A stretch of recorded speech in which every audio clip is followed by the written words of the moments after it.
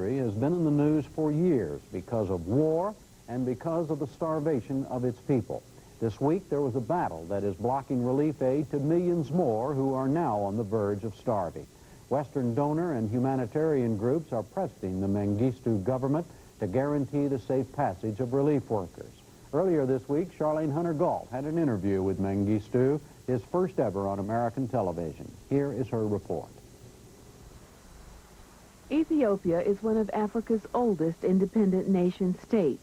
Though the country was briefly occupied by Italy, its sovereignty was reestablished in 1942, as was exiled Emperor Haile Selassie's claim to the throne.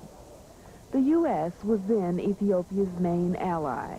U.S. aid helped sustain the country, which has endured one of the longest and most brutal civil wars in the history of the continent. The 28-year-old war is being fought on several fronts, with each group pursuing different objectives. The main opposition group is in the northern part of the country known as Eritrea. There, the Eritrean People's Liberation Front, the EPLF, is fighting for its independence from Ethiopia on the grounds that it was illegally incorporated into the country after World War II. In the arid highlands south of Eritrea lies Tigray. Rebels of the Tigray People's Liberation Front, TPLF, are fighting to gain more political power for their people and to establish what they have described as an Albanian-style Marxism. For many years, the world took little note of these conflicts, but in 1984, the eyes of the world focused on Ethiopia following reports that thousands of people were dying from a severe drought. The government refused to allow relief food and other supplies into the area. Officials said they were concerned that the supplies would end up in rebel hands. An unprecedented international effort helped end the crisis, but only temporarily. Once again now, drought and war threaten the lives of millions. A key figure in all of this is Ethiopia's controversial president, Mengistu Haile Mariam, a 47-year-old lieutenant colonel who came to power following a coup in 1974. Mengistu introduced a Soviet-style Marxist-Leninist economic program that brought most business under state control. His policies also forced relocations of millions of Ethiopians from land they had farmed for generations. They were assigned to collective farms where most of the profit went to the state. Some of the reforms yielded positive results: increased agricultural production, literacy, and local participation in the government. But other problems cropped up. In the mid-70s, relations between Ethiopia and the United States broke down. The Carter administration canceled millions of dollars in aid over alleged human rights violations. The government was accused of pursuing a red terror campaign, arrests, torture, and executions aimed at rooting out dissent. Human rights groups charge that these violations continue to this day.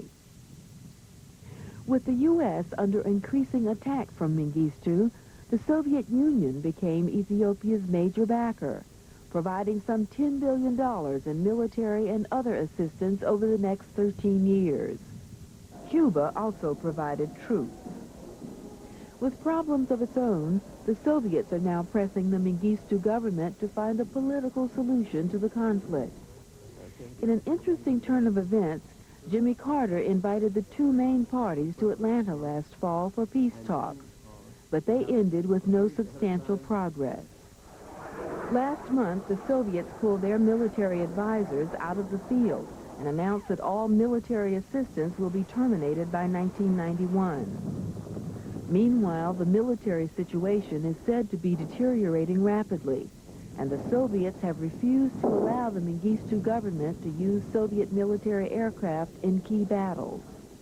There are widespread but unconfirmed reports that the Israelis are now providing both military advice and weapons to the government forces, including cluster bombs.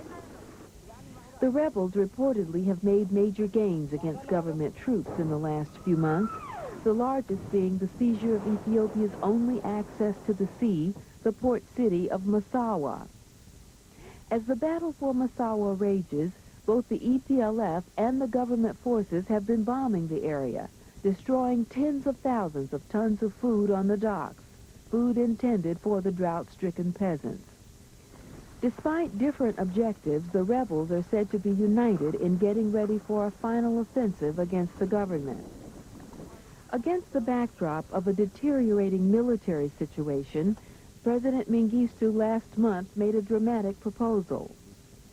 Seeming to concede that socialism had failed, he announced plans to move to a mixed economy.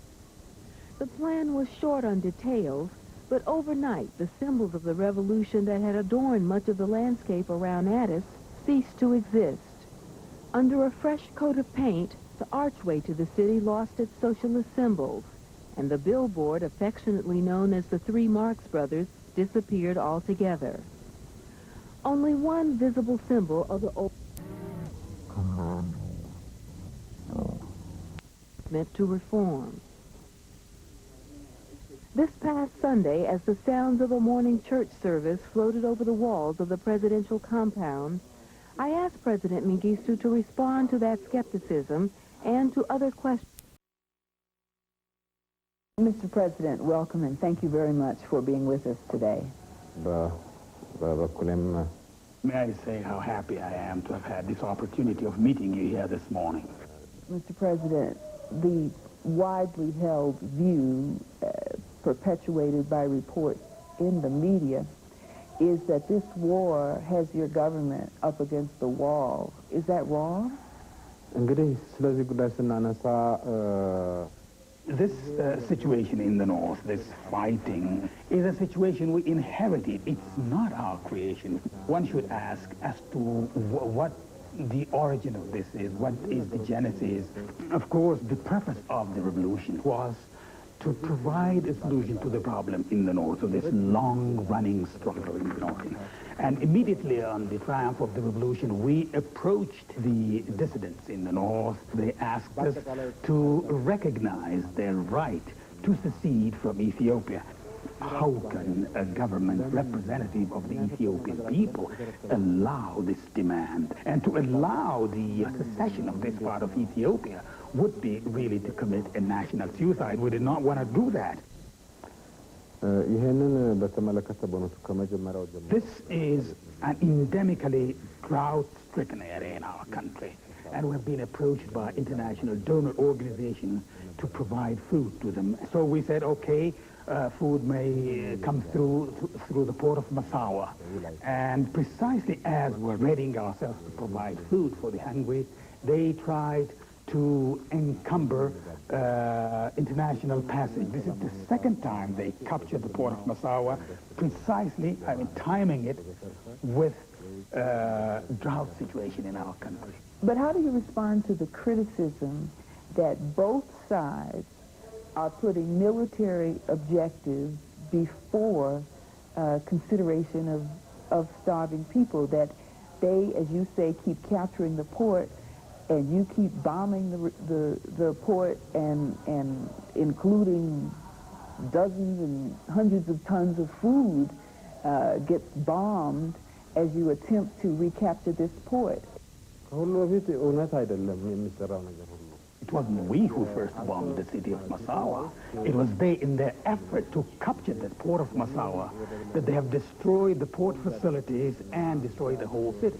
That this capture of the port of Massawa should come precisely at this very moment when the port was most needed for the supply of food for the hungry is something that the international public opinion should have condemned. Why should the international donor community insist on the port of Massawa for the transport of the food there when there is an alternative route accepted by the United Nations and feasible one? We had used it in the past and we're using it now.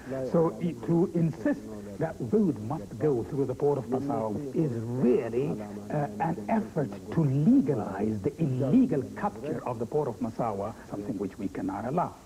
I talked to many people in your country since I've been here, and one, I should say even highly placed Ethiopian told me this: we cannot win and they cannot win.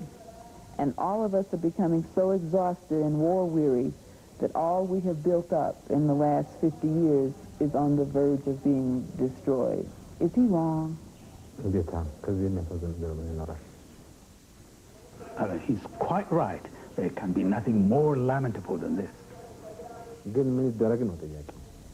But the question is what to do about it. There are many observers who are saying that the situation on the battlefield has deteriorated to the extent that a military solution is close to impossible. Do you disagree with that?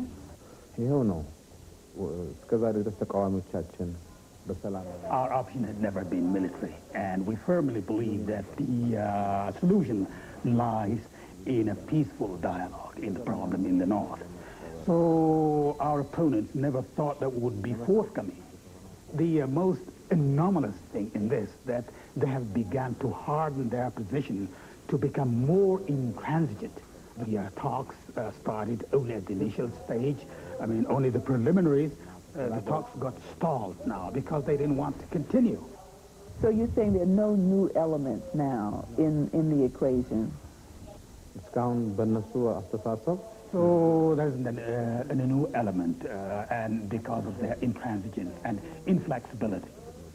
The overwhelming impression is of a country that is impoverished, people who are starving, and political forces that don't really care. How do you counter that image? Does that worry you? The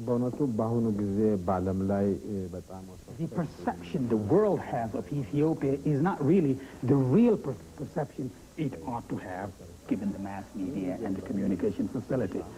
In the first place, let me say we're not fighting only with these people who are directly opposing us. With all the sophisticated weapons and with all the medicines and whatever it needs, where does it get it from? Definitely it must be from forces, strong forces behind it that are providing it. And we're fighting against these forces. Which countries are you specifically referring to? Well, some of these countries have even, far-reaching plans to destabilize some African countries. And it is some Arab countries of the region. Of course, it's not all of them. I mean, some of these Arab countries. Libya. For example, Libya is spearheading this, and others. Some of them are providing arms, and the others are providing funds, and so they're involved in this hostile act in one way or another. But in that connection, there's a whole new concern arising with the Soviets pulling out of Ethiopia and ending its support to you. There are reports that Israel is now stepping in to fill that breach, and that because Israel is stepping in to fill the breach in your country, the Arabs are responding to appeals from the opposition forces. This allegation is entirely baseless. There is no truth in that we're trying to replace the Soviet Union with Israel, and that we have entered into a military pact with Israel. There is absolutely no ground for that. Your recent dramatic announcement of a new economic reform program which moved away from Marxism came as a surprise to many people. What was the objective of the socialist revolution in the first place, and what went wrong? Ethiopia has been basically a mixed economy. And to give you a figure, 70% of the Ethiopian economy is privately owned, and 30% of that is owned jointly by the government, by the state and cooperative sectors. On the whole, agriculture in our country can be said to be really very primitive. So we thought that It's only by meeting some prerequisites that we can introduce a degree of modern agriculture in the country. That is, first of all, to settle the people, to regroup peasants in a specific area, so that we could get all things very easy, get things through to them very easily. It was a non-ideological approach to introduce modern agriculture and modern technology rapidly in the rural area. Of late, we have discovered and that this did not help productivity. But specifically, what are you planning to do? People are waiting for, what is the next step? Because they, as I said, remain skeptical that you have announced reforms, but that the specifics of exactly how you plan to implement that are still the source of some confusion. Quite honestly, in the past there was nothing we did to promote the private sector, but now we've come out in grand style to provide all types of assistance that the private sector would wish to have in order to develop agriculture and legal protection and so on. And then as far as the cooperatives, this law would provide that if the peasant farmers would like to continue as cooperatives, they may do so. And if they don't, the law would provide that they can disband themselves and set up as private peasant farmers. How would you rewrite this chapter of Ethiopian history? A chapter which often refers to you as the cruel dictator, Mengistu, a man who refuses to allow political expression, who's, brutally suppressed dissent, and who is indifferent to human life. How would you rewrite that chapter? A man of the type that is made of this image, in the first place, would not be qualified to come to power in Ethiopia. My personality, my nature is judged by the Ethiopian people. What is paramount for me, as it is for the Ethiopian people, is the unity of the country, the sovereignty of the country. And I'm not ready to compromise on that. So I personally do not want to see anything, die, to kill anything, not even an insect. I really do not want to step on that. But the truth is that I am not ready to compromise on the supreme interest of the Ethiopian people. How soon do you plan to put your government before the people? Do you plan, as you proceed with the economic reform, to open up your system so that the people can vote? The armed forces elected me to come and assume power, to take over power, precisely at the moment when the country was plunged in the deepest of anarchy. It was a time when the country was encircled by enemy forces. So its days of disintegration were numbered.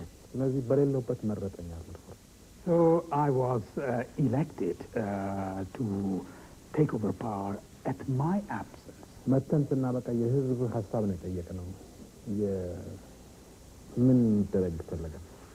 start off with, we did not set up a military junta, but what we did was, as soon as we came, just to go to the people and find out what they want, and to give us a mandate and what they want us to do. So we put ballot boxes everywhere for people to give their views. So the people gave us their guidance. They told us what to do. So on the basis of this guidance given us by the people, we had to set up a provisional military government and save the country from the danger which was hovering over it at the moment. So do you envision any time in the foreseeable future that there will be opposition parties able to contest, everyone participating in a process like that. What any genuine Ethiopian must realize is that the unity and the social security of the country is paramount. This is one of the most ancient countries in the world, you know that.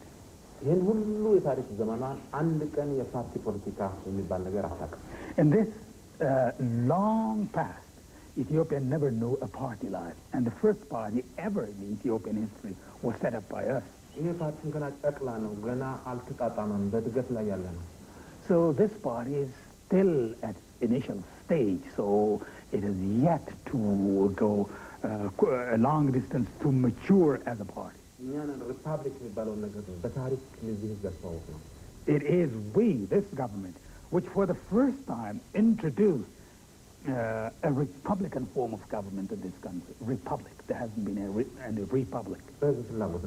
And all this. Antes de la brutalidad sin sentido. En So in the future, if the need arises, and if actually situations justify the emergence of multi-parties, naturally we're flexible. As you reflect on all the things that we've talked about, the war, the famine, the economic conditions in your country, the perception of the world outside, do you yourself, at this point, looking back over all that, have any regrets about the past 15 years of your administration? Any things that you wish you could change? We have planned in the past for the social and economic betterment of our people. And I must say that our performance in the past has been really good, and I don't regret. There are no areas in which I say that our performance was poor, so I have no bad conscience at all. But of course, the most lamentable thing in this is that something I regret very much, that we did not have peace. My grandparents did not know peace. My father did not know peace in this country. And I don't know peace. And who knows, my child or my children also will never experience peace in our and very sorry about that. Well, Mr. President, thank you very much for being with us. Thank you so much. It threatens the